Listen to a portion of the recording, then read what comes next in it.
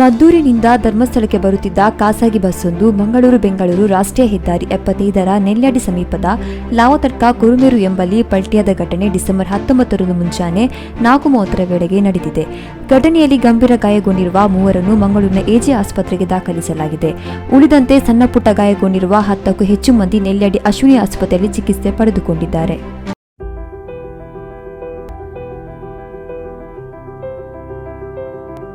ವೈದ್ಯರ್ಸ್ Ayurveda hospital.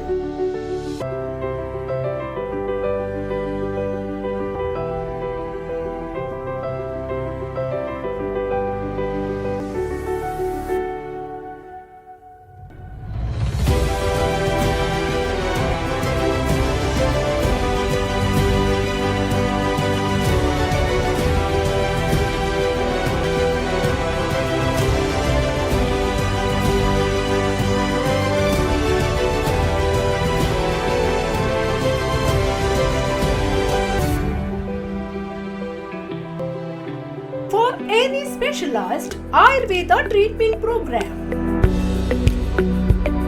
visit Vaidyas Ayurveda Hospital, Darbe, Puttur. ಸುದ್ದಿ channel, ಕ್ಷಣ ಕ್ಷಣದ ಸುದ್ದಿಗಾಗಿ.